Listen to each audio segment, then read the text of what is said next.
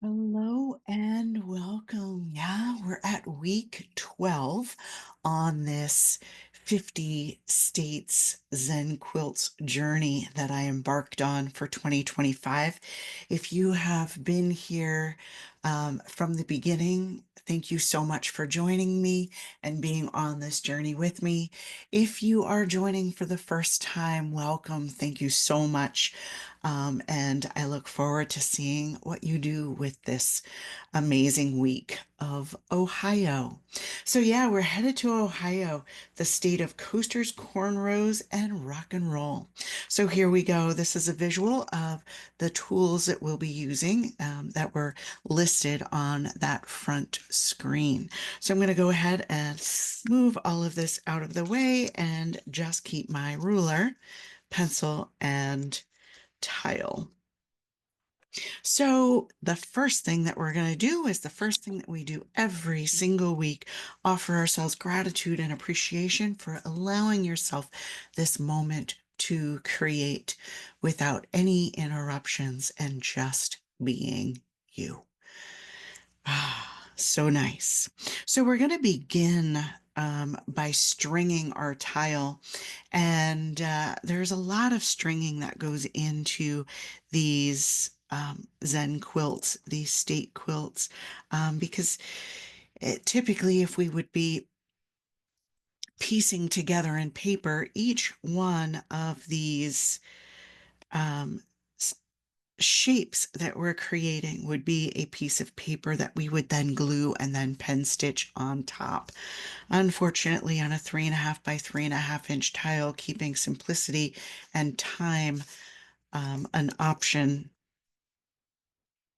we are doing it all on one 3.5 inch tile. So what we're doing is creating that 3/16 inch border all the way around that tile. So creating that frame or that border's edge to our quilt block. So 3/16 of an inch on each side, connecting those hash marks side to side, framing that quilt block. And as we go through this process, right, we're going to be creating our own fabric, our own material that is creating the beauty of this quilt block. So the first thing that we're going to do is only dealing with the center of that frame, right? So 3 1/8 inches. We're going to lay a hash mark every 10 lines or every 5/8 on our ruler. So every 5/8 or 10 lines.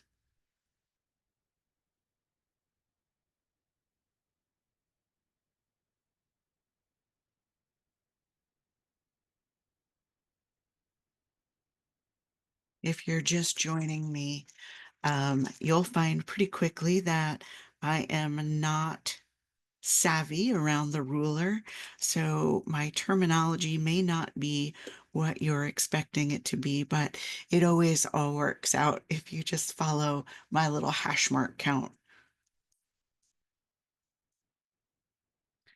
So I appreciate the grace as we build this string. So now that we have those hash marks laid, we're going to go ahead, turn our tile, and we're going to lay our ruler just underneath that top line so that we are close to this top line. And we're going to lay another hash mark at our 5/8 or line 10 on our ruler on both sides. So just adding a 5/8 hash just below that top line on both the left and the right only. And then we're going to come down to that bottom line, turning our tile or moving down and doing exactly the same thing. So 5/8 on the left, 5/8 on the right. So now that we have those 5/8 measured top to bottom, that's where we're going to start. So we're going to connect the top and bottom 5/8 mark that we've just laid down. Okay. Then we're going to turn our tile and do exactly the same thing. So connecting only those top and bottom 5/8 that we've just previously laid. And now we're going to take the hash marks that we have side to side and line up our ruler, but we're only going to be dividing the space inside of the channels on the left and right. So adding a line from the side of the channel, left side of the channel to the right side of the channel. So this is what we're going to have. We're going to have two boxes in the bottom left and bottom right of those channels. And we're going to do again the same thing all the way up, staying inside of the channel only. So that whole center is staying unblocked. So when we're done, we should have 5 boxes on both the left and the right channel. Now that we have 2 channels of boxes, we're going to go in between those channels and we're going to lay another hash at every 10 lines on our ruler to divide that center space further. But we want to stay within the left and right bottom boxes.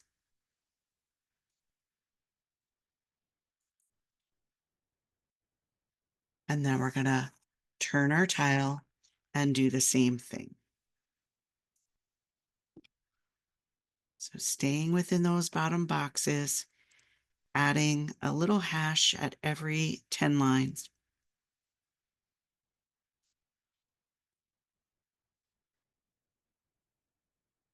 Then we're going to go up to that first line that divided that first box on our left and our right, and we're going to connect that right across the center. Then we're going to move to the top and connect that line straight across the center. So now we've created a bridge from our left and the right on both the top and the bottom. And now we're going to take those hash marks that exist inside of those channels and connect them again, staying within the channel.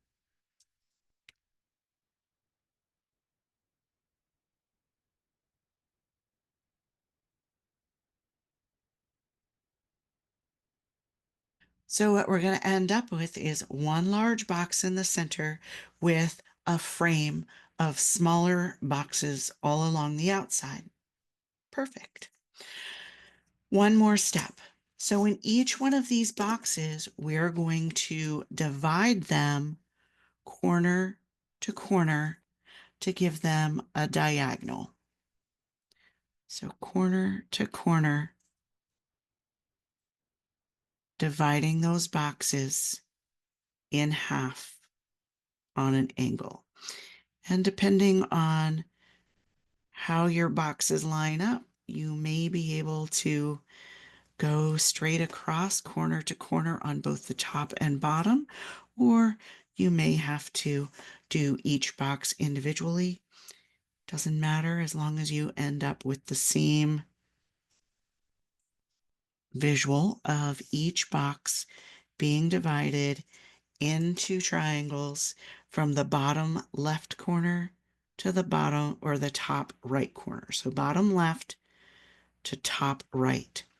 Once I get to this center, I'm going to go all the way through from bottom left to top right, dividing that center space also into a large triangle.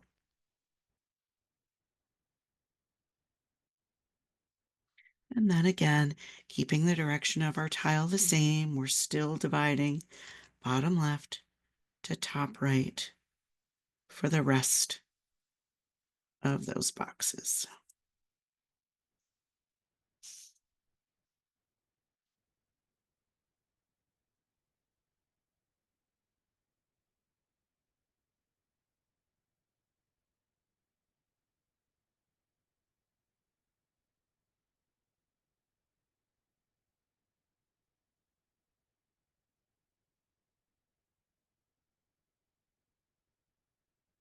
Okay. So these are our individual pieces of fabric that we've cut, we've laid out onto our board, and everything looks perfect. We're now going to create the colors of our fabric. So I'm using a Tombow marker along with a blender to add my color, just because that's the medium that I've chosen to, use for my quilt. You are welcome to use anything that you want to use, colored pencil, chalks, however you want this beautiful quilt to come together for you is exactly what you should be doing. I'm laying my 991, that light yellow, down on my palette, and I'm going to choose once again to blend that color into the spaces. You can go direct to your tile. You can just add a palette to your tile and then blend it from there. However you see this happening, however you get the color. If you're using colored pencil, I might offer the suggestion of going directly to the tangling first and then adding your color afterwards. So anyway, onward, I'm taking my yellow and I'm going to blend it in the bottom of each one of these triangular spaces. So the top for the moment is going to remain white, and each bottom triangle, I'm going to add that beautiful blend of what I'm calling my neutral color into this quilt. So the original quilt pattern suggestion was that these triangles are white. For those of you that don't know, I'm afraid of the white space. So I'm just choosing this kind of sandy yellow as my neutral to the white in this project. Again, you do you. At any time I ask you to do something that just doesn't speak to you, listen to that creative voice. Don't do it. Listen to what you have to hear, or listen to what your creative voice has to say, and follow that voice. There is no right or wrong. It's what you see this becoming. And if you're new to this process and you're seeing me have kind of a variation of color based on how this is all blending together, right? I'm getting some darker colors into the space and then some more washed out colors. I'm embracing this. As we go through this process and we begin adding tangles into this space, those tangles will automatically form shades and highlights just based on how this color is being laid into this fabric, this fabric that we're building. So I'm embracing the texture that's happening by this technique of blending my color onto this fabric.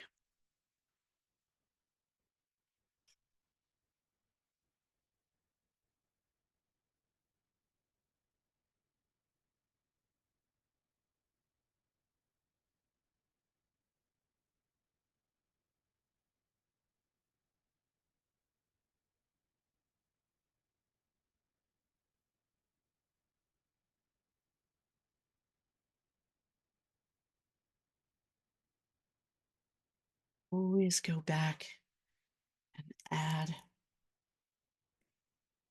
more depth into any of those triangular spaces that you feel are just a little too washed out. That's what I'm doing right now, just adding a bit more depth in some of those spaces.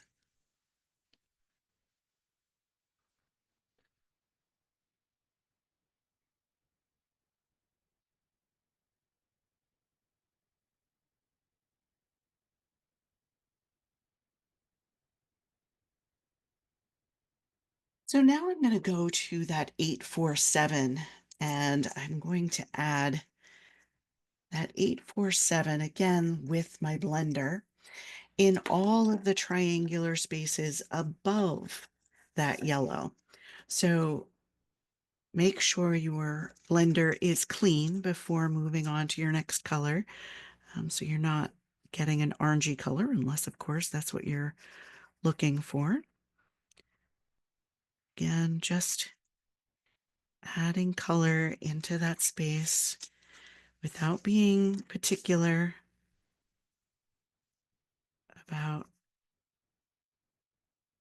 the smoothness of how that color is laying out. Yeah? I want that darkness. I want that blotchiness that kind of marries and melts into that more transparent color by default of how it's being blended out. Yeah.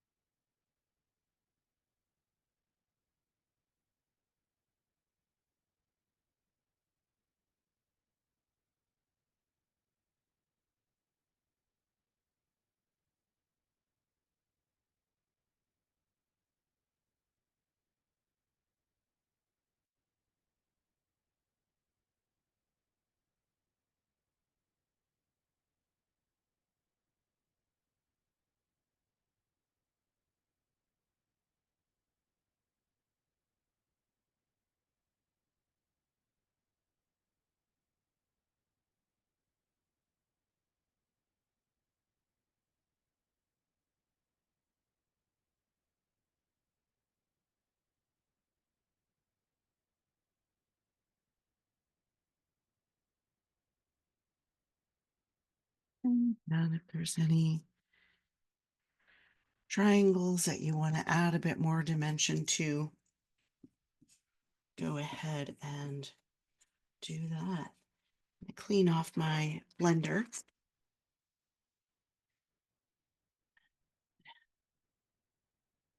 Heading into those blues. So I'm going to lay that 555 and 526 both down onto my onto my acetate. And I'm putting them close together and just kind of scribbling on that acetate. And what I'm going to do is once my blender is clean, I'm going to just mix between the two blues and kind of form a middle ground of mixture of these two colors together. And both of these triangles in the center are going to get that blue mixture. All right, so just allowing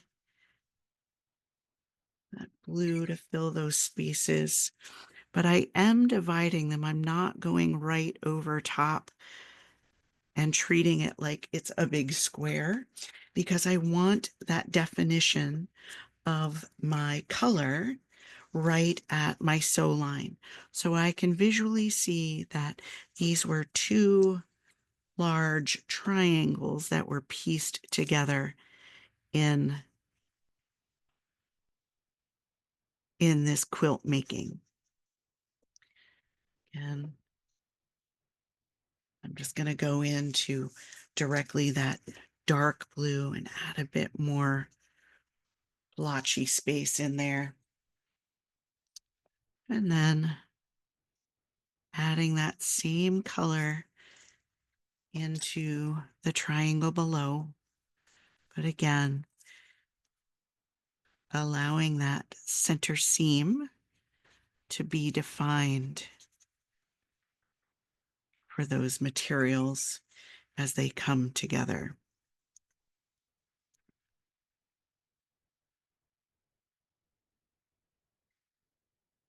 So the reason I'm doing blue to blue, in all honesty, the pattern calls for this center triangle to be the third color, whatever that is, and white. But I wanted this center tangle to have more of a voice, even if I was dividing the fabric. But again, if you want to make that center a bit lighter and focus on that yellow fabric, even not knowing what we're doing with it, feel free. All right. So there we are. We're all colored up for our Ohio. So we're going to start with those red triangular spaces. And in those red triangular spaces, we are going to add the tangle coaster. So we're only going to be able to get a small little portion of coaster into this little triangular space without it looking awkward. By all means, if you want to squeeze more detail into this space, go for it. But I'm going to take one little section of coaster and roll. So coaster is typically made up of a wavy line, right? I'm going to take only one section of that wavy line and fit it into this triangular space. So I'm going to have a little tail that goes off to the left, arch around, and another little tail that kind of goes off to the right that I'm going to actually ignore. I'm only going to add the detail of the coaster right under this arch. So once I have that large arch, I'm going to lay a half orb right on my fabric line where it's sewn over. And from that half orb that's now inked in, I'm going to add ray lines that go from that half orb and all the way around the arch of that humped or wavy line. And you can add as many or as few lines into that space as you see it, right? This is our coaster. And once those lines are laid, we're going to weld them using a little rounding at just the tip, we're going to weld them to that track or that arch.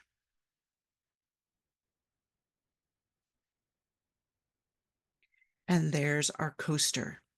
So we're going to do that on each red triangle, creating this fabric one stroke at a time, allowing ourselves to enjoy the repetition of creating this fabric.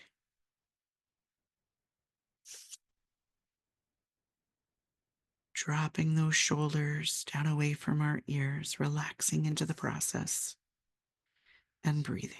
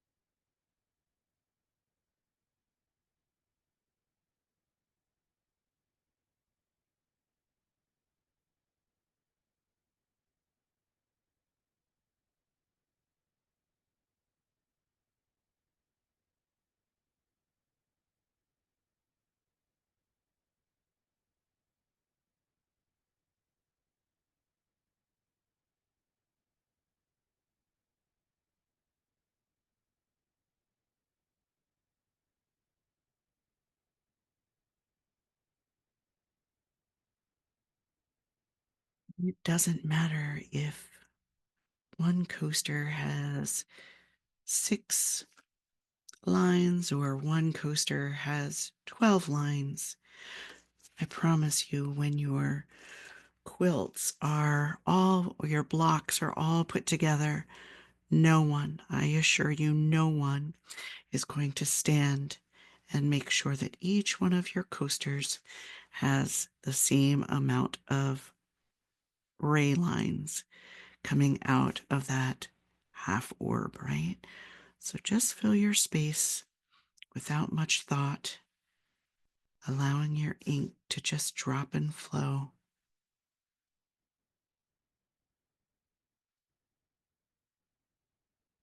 Staying in that right brain without having to worry about any decisions that need to be made.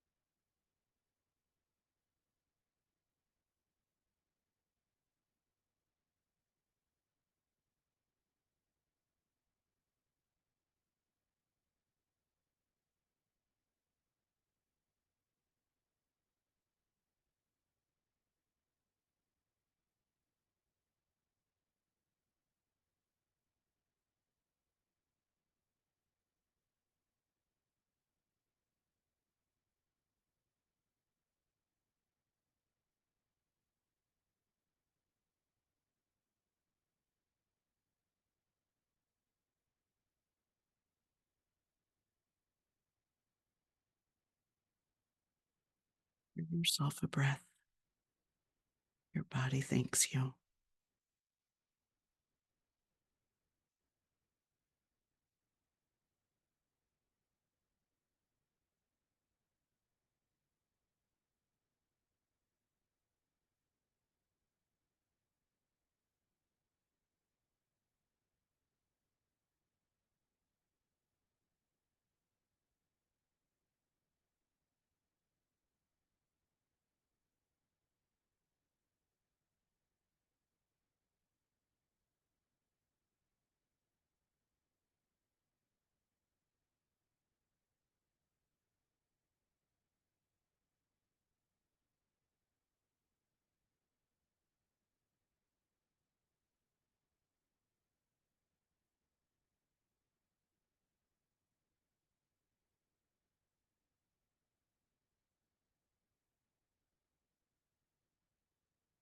So, why is Ohio known for coasters? Um, in Sandusky, Ohio, there is an amusement park called Cedar Point. And Cedar Point has the tallest and fastest roller coasters in the world. Yeah. So Cedar Point is known as America's roller coast. Therefore, Ohio is known for its roller coasters.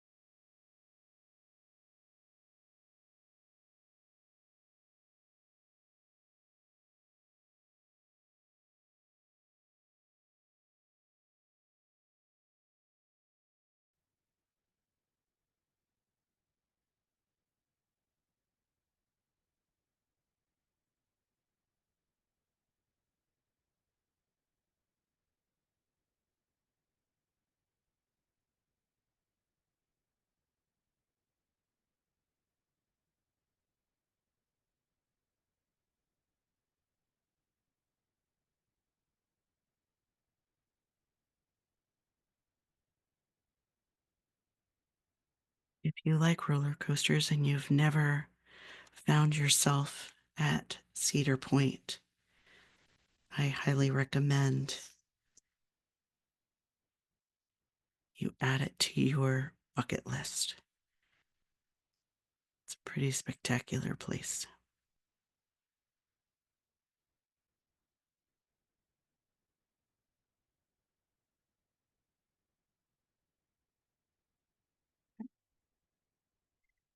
So there we have it, our coasters for the roller coaster capital of the world, Ohio. Who knew?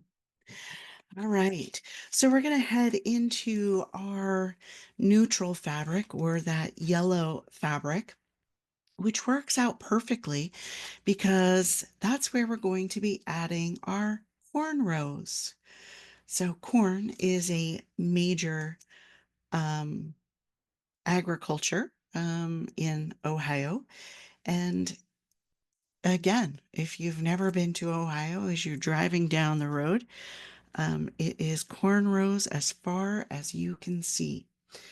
Yeah, so cornrows it is. Cornrows begins with an oval that's going to kind of fill side to side that triangular space. And once I have that first elongated oval into that triangle, I'm going to leave a little bit of space because in true Zentangle fashion, I'm going to be working between here and filling the space. And then once I have those elongated ovals, I'm going to add orbs in between.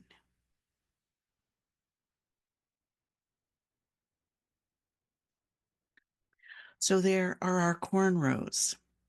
I'm going to add more detail to this after I get all of the inking done. So for now, I'm just going to pause and add those cornrows slowly and deliberately and intentionally into those triangular spaces, honoring Ohio's corn.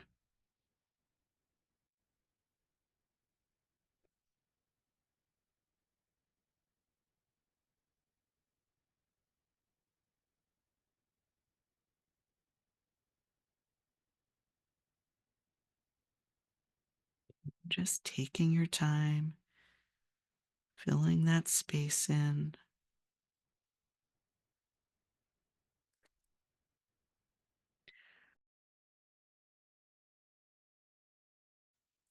One elongated oval and orb at a time.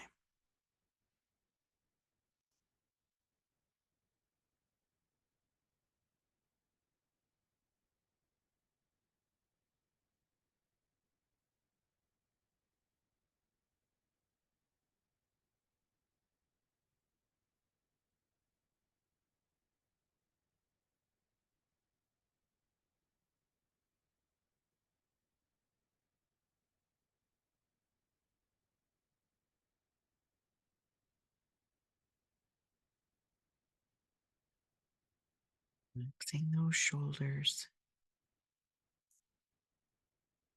offering yourself a breath in the repetition.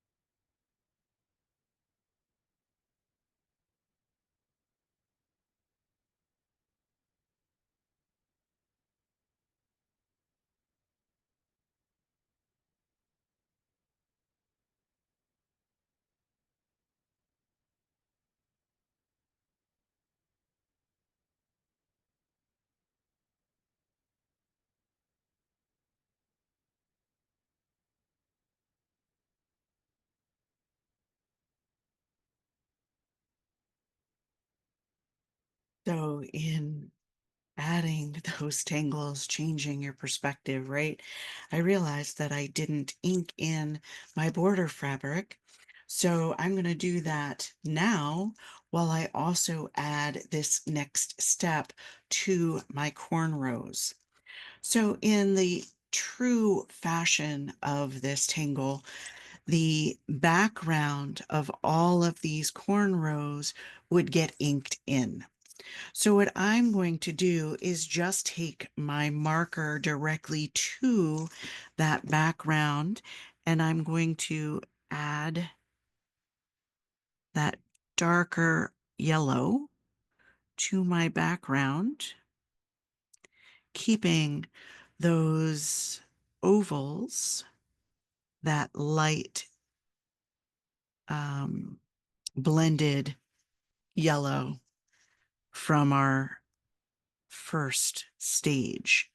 So I'm just adding, you can add ink to this, or You could ignore this altogether, right? But I'm going directly with that 991 right into those triangular spaces, adding that color directly to my fabric, allowing those ovals to remain blended. So in essence, your ovals will be much lighter than that background fabric for this expression.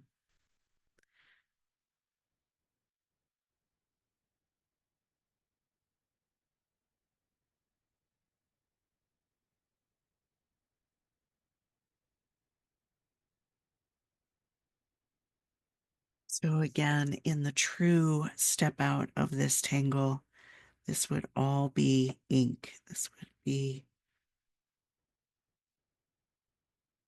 inked in the background. And those orbs would also just be white. But I declared it too difficult to go around each one of the orbs. So I'm embracing those orbs being part of the drama.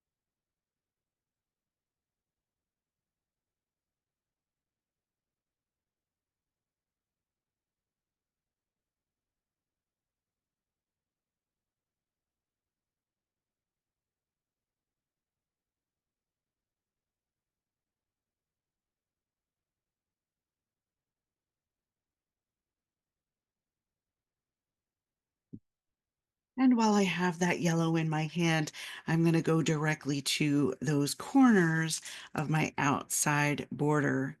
And I'm going to add that yellow color into the square of that frame.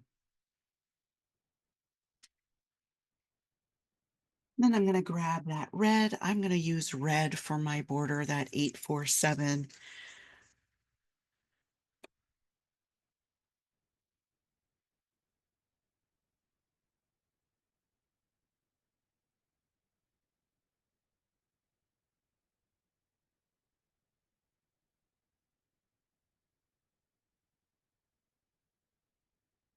Again, these colors in some way are all kind of marrying together, or at least having some kind of common palette as we build these blocks, so that if we are doing the whole journey, there's some commonality, there's something that marries them together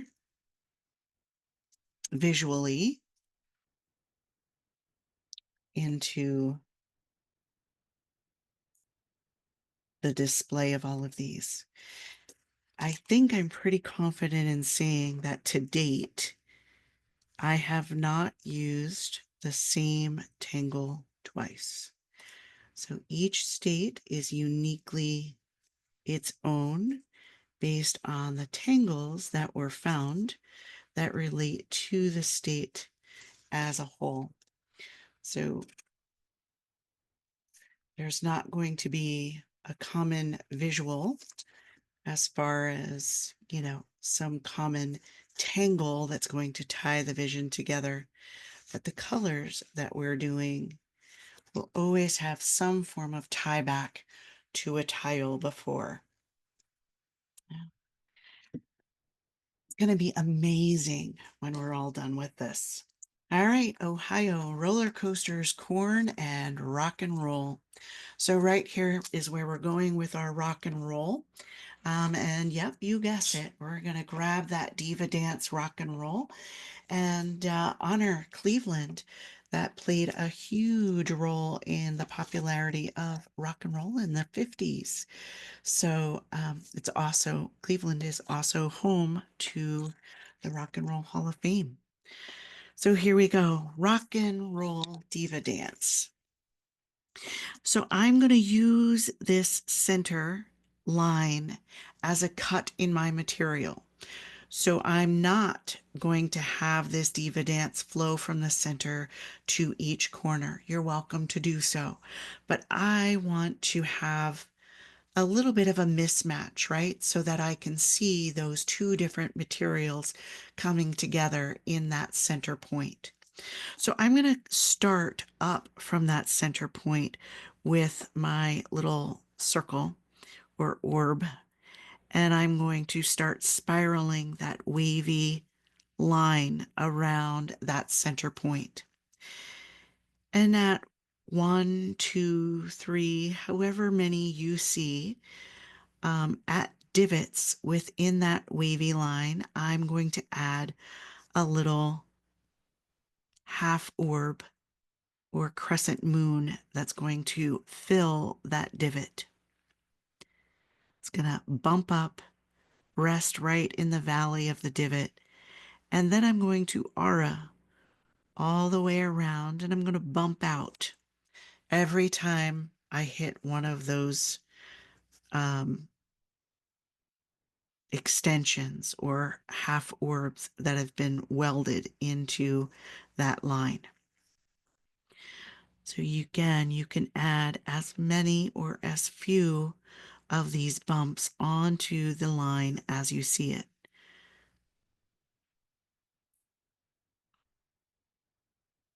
And then once you have your bumps, you just continue extending that line, auraing around, adding another bump whenever the mood strikes you on each level, or skip a level. You don't have to do each level, right? And you're just going to continue to wrap around, adding those bumps onto that line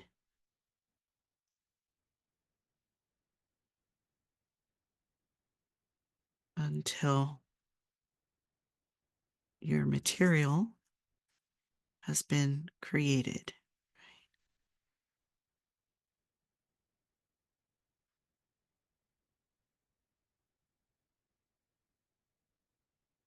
Don't put too much thought into where these bumps are lying on that line.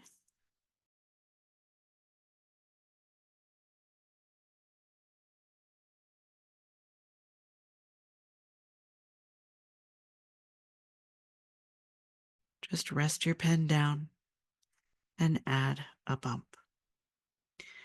And once you get to the point where you can't wrap anymore, if in fact you are dividing this fabric into two pieces down the center, you're just going to add to the sides at that point.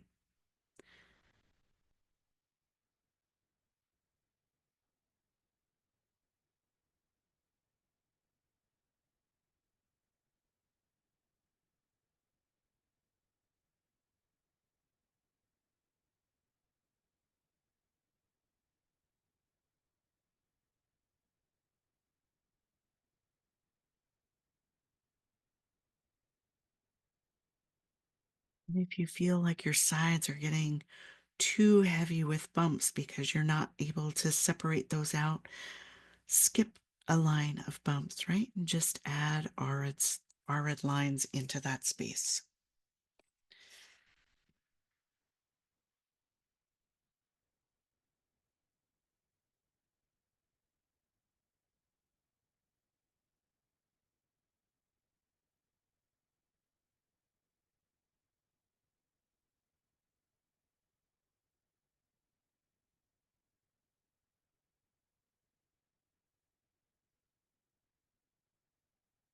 There's our diva dance rock and roll.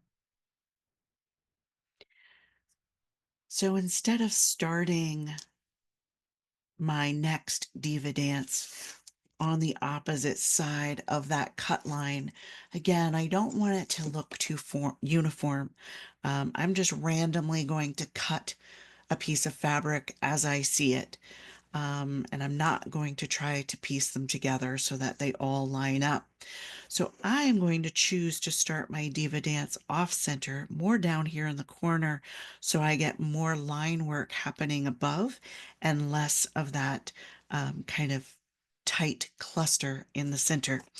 Just a personal choice. Wherever you want to begin with your diva dance on the opposite side, or if you've added that light yellow, you would be adding your cornrows into this space. So whatever fabric you added on the opposite side of your third color, whatever that is, that's the tangle that you should be adding into this space.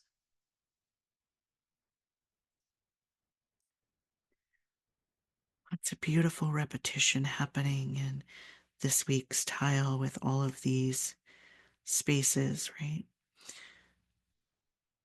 So we should be feeling that magic. We should be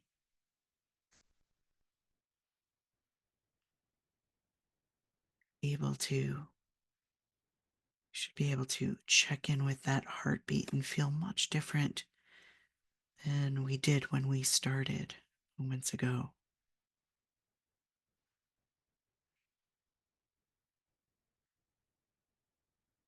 Maybe you notice a difference in that heartbeat, that breath.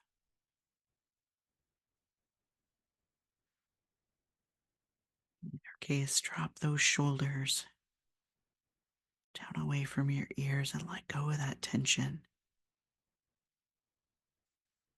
Maybe check in on the grip of your pen and loosen that grip up.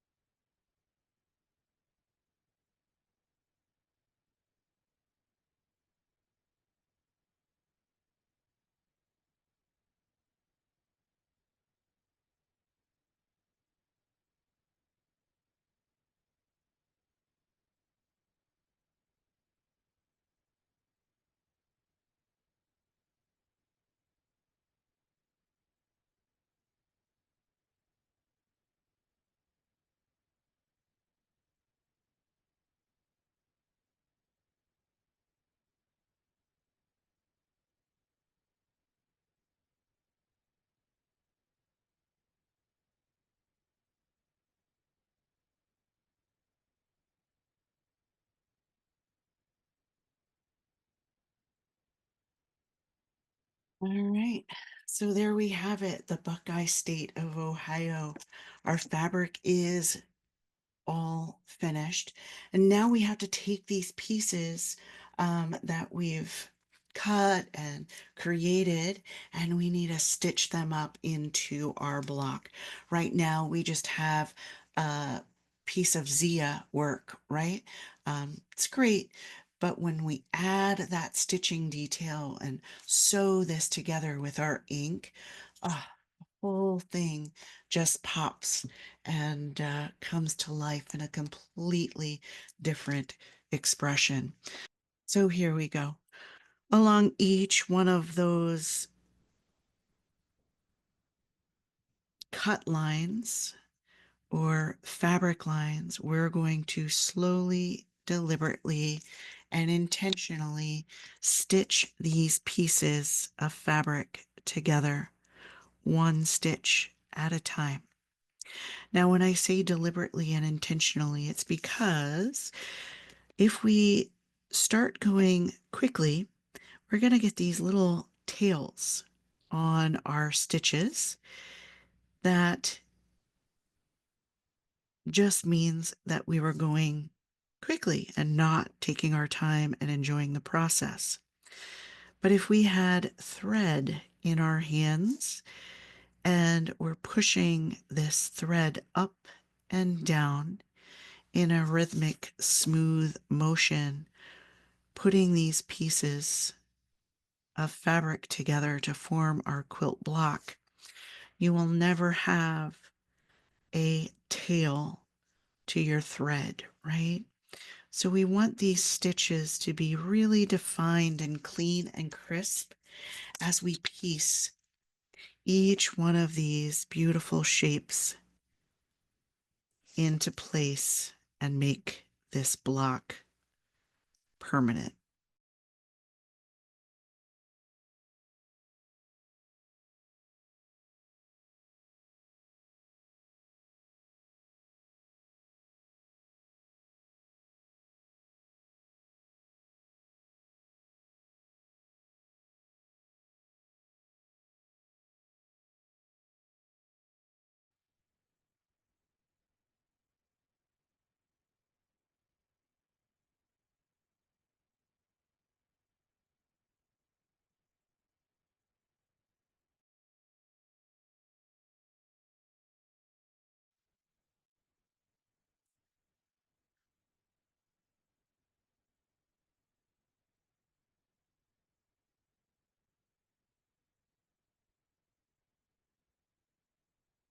Each triangular space getting its own stitching.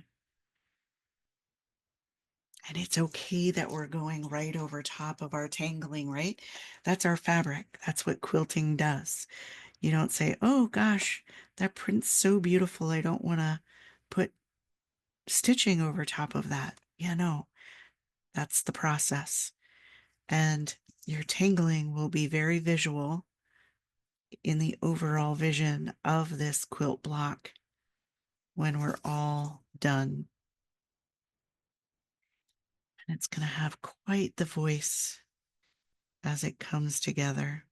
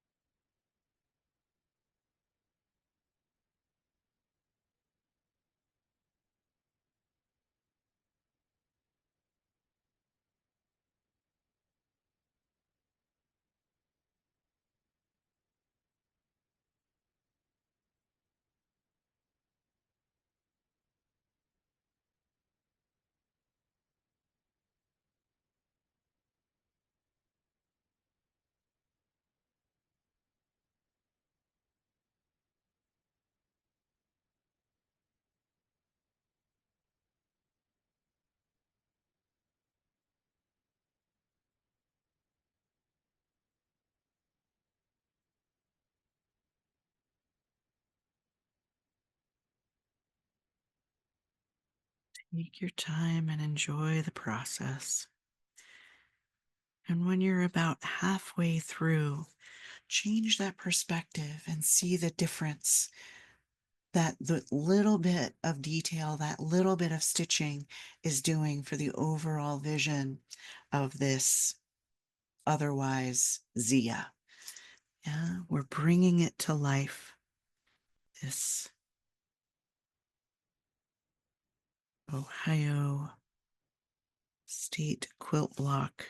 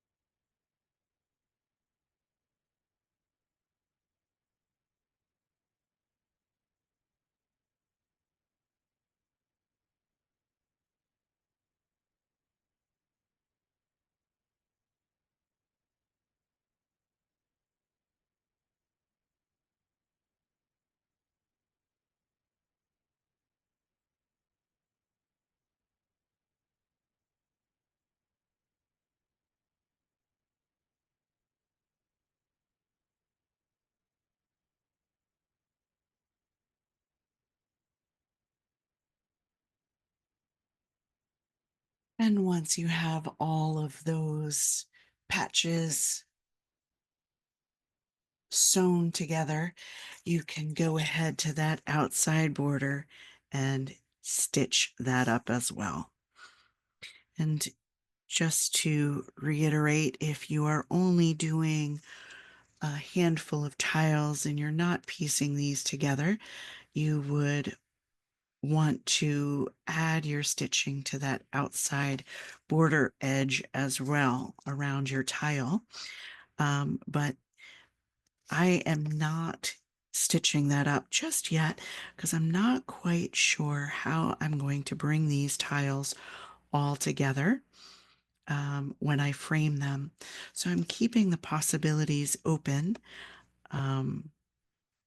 and allowing that stitching to not be done just yet until I kind of come to the conclusion of what's going to happen and make decisions after that. I think I know, but I'm not 100% sure yet. But if you've been on this journey with me and you have several tiles, um, I put my tiles together and laid them out the other day, inspired by some other posts that were happening, and the magic is already coming together. You can see how beautiful all 50 of these patches are going to be when they are all done. I'm very excited. All right. So now that we're all stitched up, what we want to do is add some dimension to these patches. They're all kind of just flat at the moment, but what we're going to do is with our colored pencils, we're going to focus around the stitching. So on top of this stitching, right against the edges of these tiles, I'm just going to go ahead with my colored pencil and just offer that shading or that pucker to where those stitches kind of come up and down in and out of that fabric and batting below, so that we can see these patches kind of poof right off of our paper, right? So just circular motions right around the edge of that stitching. And if you think you can't see it, pause, change that perspective, and you can see where you were and where you weren't. When we're up close and personal, it really doesn't look like much is happening. Yeah. But when we pull our eyes away, we can definitely see what it is we're doing with this little bit of detail. Circular motion right against that stitching, right against that edge of our patch. Just offering that highlight right to the center, showing that poof of that thread coming in and out of each section.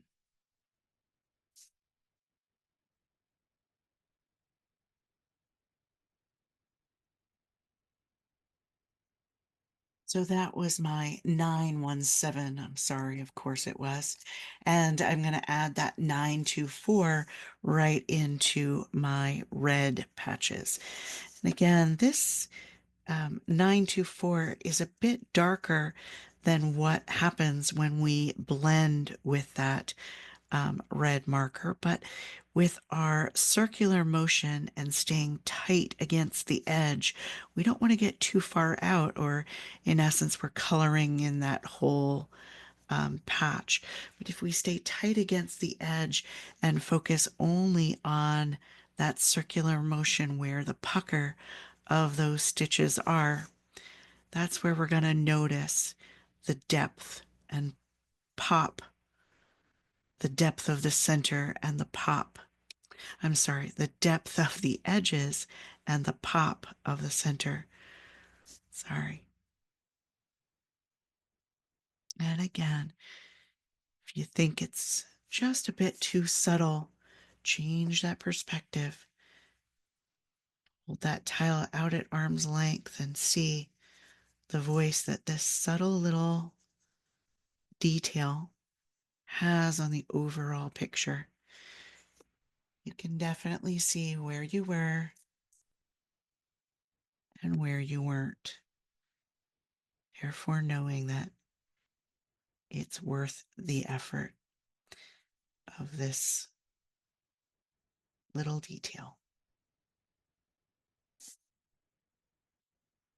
Sometimes it's the little details that have more of an impact than the big picture, right?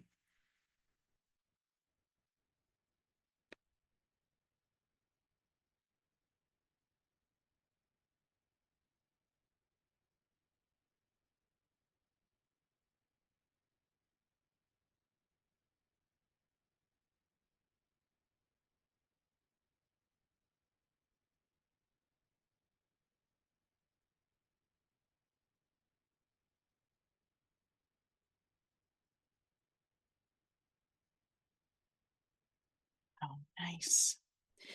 And now I'm going to head to that center with 906 again, keeping that colored pencil tight against that border. circular motion.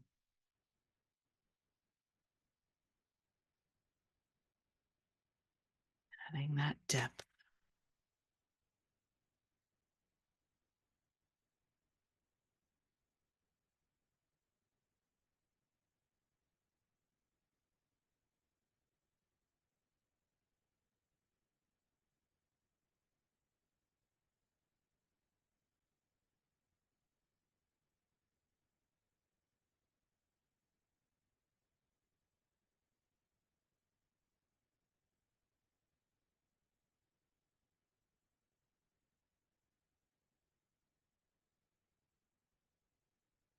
So there we have it, our Ohio Buckeye Star quilt block from the U.S. State Quilt Blocks Workbasket book.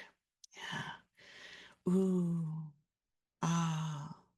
Offer yourself gratitude and appreciation and add your chop or your signature or whatever gives you ownership of this beautiful masterpiece. Add it to your collection, and I'll see you next time.